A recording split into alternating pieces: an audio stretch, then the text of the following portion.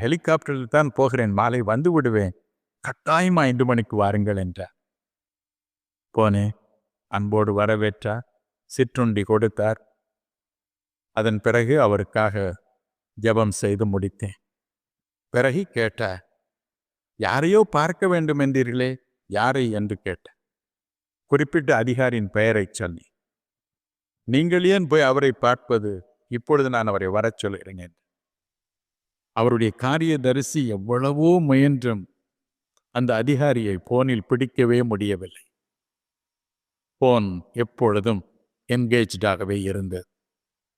அப்பொழுது அவர் சொன்னார், நீங்கள் நேராக உங்கள் ஹோட்டலுக்கு போங்க, நான் நாளை காலையில் கரெக்டாக 9 மணிக்கு உங்களுக்கு போனில் சொல்வேன், எப்பொழுது அவர் உங்களை வரவேற்பார் என்று.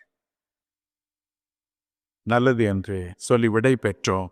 நானும் என் மகன் வெளியில் வரும்பொழுது நான் சொன்னேன், தம்பி, பிரைம் மினிஸ்டராவது அந்த அதிகாரிட்ட நமக்கு ஒரு அப்பாயின்மெண்ட் கேட்டு வாங்குவதாவது, அதை நமக்கு 9 மணிக்கு சொல்வதாவது, இது நடக்காத காரியம் அப்பா.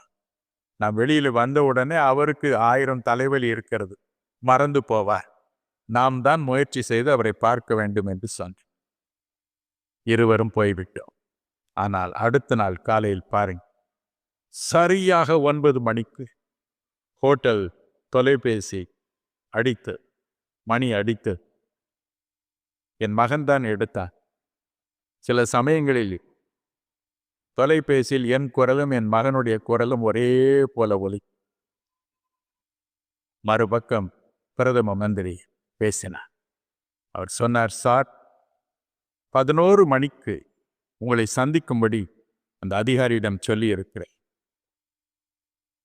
உங்களுக்கு என்ன வேண்டுமோ அத்தனையும் கொடுக்கும்படியும் நான் சொல்லி இருக்கிறேன். ஆகவே 11 மணிக்கு அவரை சந்தியுங்கள் என்றார்.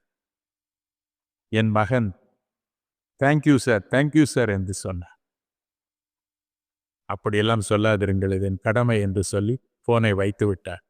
அவர் நினைத்தார் நான் தான் பேசுகிறேன். எனக்கும் என் மகனுக்கும் ஒரே ஆச்சை.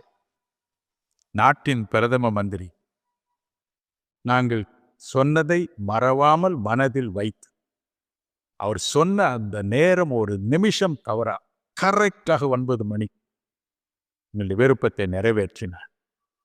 என் அன்பிற்குரியவர்களே, அப்படியானால் நம் அருள்நாதர் நமக்கு எப்படி உதவி செய்வார்?